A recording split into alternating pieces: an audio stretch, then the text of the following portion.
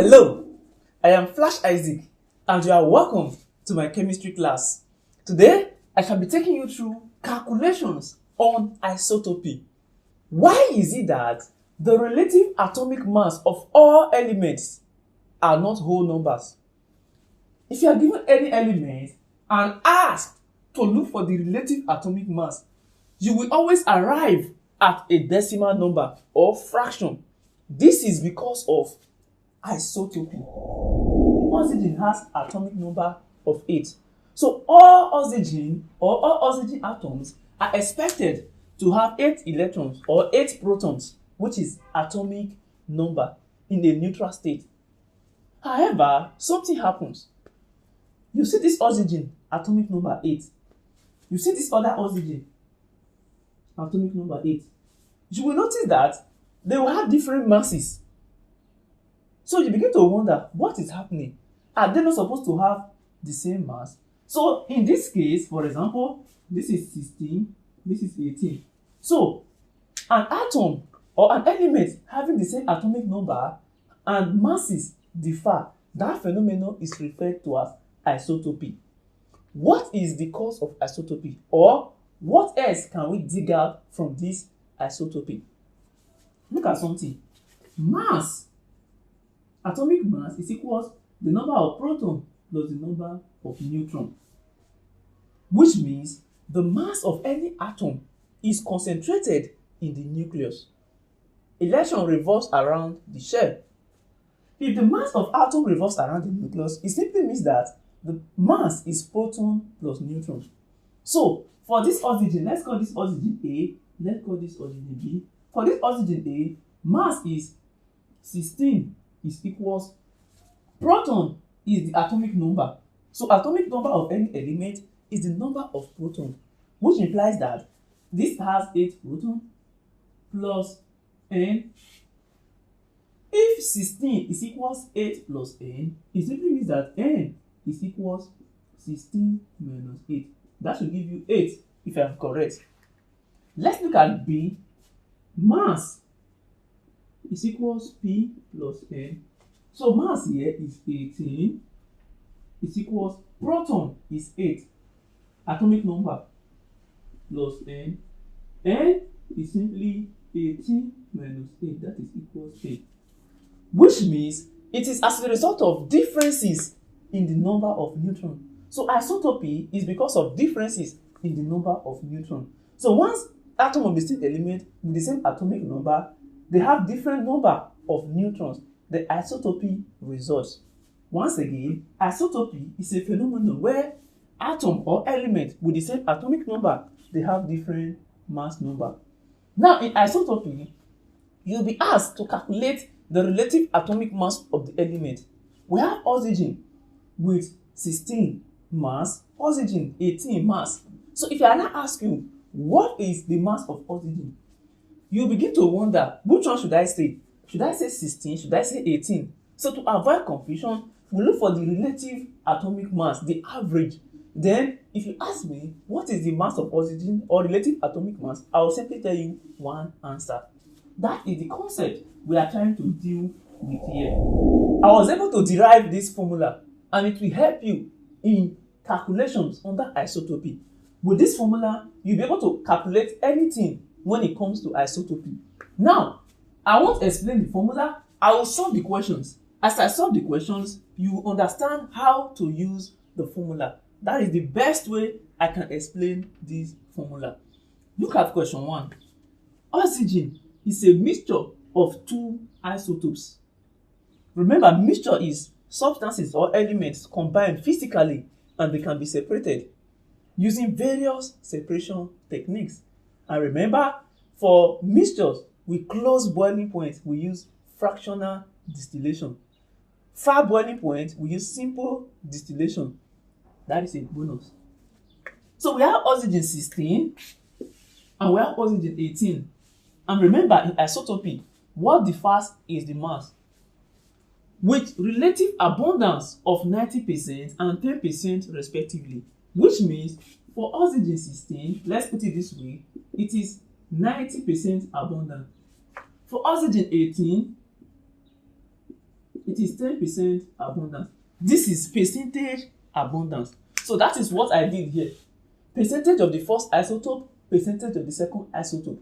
Since it is already over 100, what you simply do is put only here. Put only here. Because percentage is over 100. 90% means 90 over 100. Which means we can as well represent everything here with percentage. And the relative atomic mass of oxygen is this. That's all. That's all. They told us that oxygen is a mixture of two isotopes, this and this, with relative abundance 90% and 10%. What's the relative atomic mass of oxygen? So, substituting into this formula, the relative atomic mass of oxygen is simply percentage of the first isotope. This is average mass of the first isotope, average mass of the second one. So, let's say this is oxygen 16, the first one. This is oxygen 18. Relative atomic mass will simply be percentage of the first one is 90%. So we put 90 over 100 times M1. M1 is mass of the first isotope. So we are the mass of the first one, which is O16, is already 16. So mass is 16. You put 16 here. Plus, for the second isotope, the percentage is 10. So 10%, 10 over 100 times, what is the mass? The mass is 18, oxygen 18. 18. Ladies and gentlemen, that is it. With this, you've been able to calculate the relative atomic mass. It is that simple. For in examination condition, it is not everything you solve. They gave you questions like this, and they say A is 16, B 16.2, C 17, and D 18. A smart student will already know that the relative atomic mass of all elements is not a whole number. They are not whole number. So therefore, this is a whole number, this is a whole number, this is a whole number. The only one that is not whole number is 16.2. So this question you don't even need to solve at all. So look at the next one. It says, if the relative mass of chlorine is 35, relative atomic mass. So we are given gram of chlorine to be equals 35.5. As you can see, the relative atomic mass is not whole number. What is the abundance of chlorine 37? So, in the first one, they gave us the abundance and everything and asked to look for relative atomic mass. In this one, we are given relative atomic mass and we are asked to look for the percentage abundance. What do? It is simple. It requires a little calculation skill. Yes, if you can solve at mass, do change of subject formula, multiply, then you'll be able to do this. Relative atomic mass 13.5. So we are given 13.5 is equals. Now, what is the percentage of the first isotope? We are not given. In fact, we are looking for the percentage abundance. Anytime you see abundance in isotopy, we are talking about percentage abundance. So we don't have percentage of this. Since we don't have it, can we call it S? Yes. By now, you should be used to this in mathematics. When we are looking for something or there is an unknown, we represent it with alphabet. You can use S, Y, M, whatever you like. So since we don't know this, let's call it S, or we can call it P. What should we call it? P. Okay, you are tired of S. Okay. So let's call this P1 over 100 times the mass M1. The mass of the first isotope is 35. As you can see, chlorine 35. So times 35 plus. Now, this is the percentage of the second one. Remember, the percentage of the first one is total percentage is 100, right? So if the percentage of the first one is P1, it implies that P1 plus P2 is 100%. The abundance of the first isotope and the abundance of the second isotope will give you 100% percentage. Therefore, the percentage abundance of 2 will simply be 100 minus the percentage abundance of 1. Look at something. They did not give us percentage abundance of either of them. But we know that total percentage is 100, right?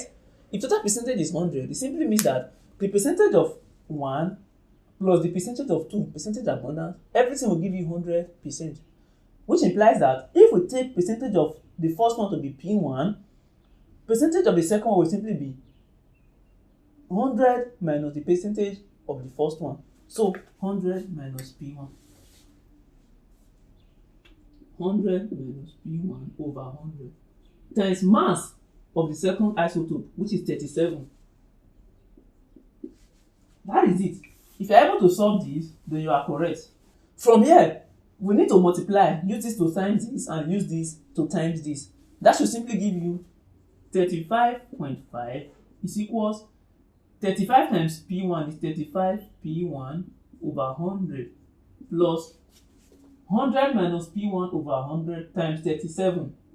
So we can do this way. 37 100 minus P1 over 100.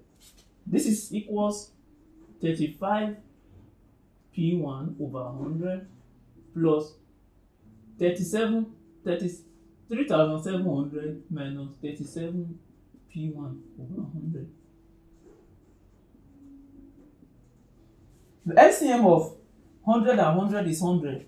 So taking 100, we have 35 P1 plus 3,700 minus 37 P1.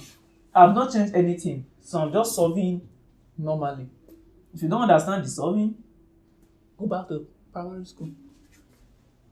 So 35.5 is equals, from here, 35 P1 minus 37 P1, that is minus 2 P1, which means we have 35.5 is equals 3,700 minus 2 P1 over 100. Then we cross multiply. 100 times 35.5 is 3550 is equals 3700 minus 2 P1. Collecting like terms, taking P1 this way, it becomes 2 P1 equals 33,700 minus 3550. Anyhow you choose to solve this, you get 75%. And what is 75%? 75% is P1. And what is P1? It is simply the abundance of chlorine 35. That is P1. Because 35 chlorine is P1. 37 is 100 minus P1. The question says, find the percentage abundance of chlorine 37, the isotope. So don't just solve and get 75 and feel it is the answer. 75% is percentage abundance for chlorine 35. If you were asked to find percentage abundance of chlorine 35, then 75% is correct. But in this case, we are looking for percentage abundance of chlorine 37. And this is the percentage abundance of chlorine 37, which is 100 minus P1. That is 100 minus 75%, which will give you 25%. So 25% is the correct answer. I hope you found this helpful. I am Flash Isaac. Don't forget to subscribe to this channel for more amazing videos. Feel free to check out my other videos. Thank you.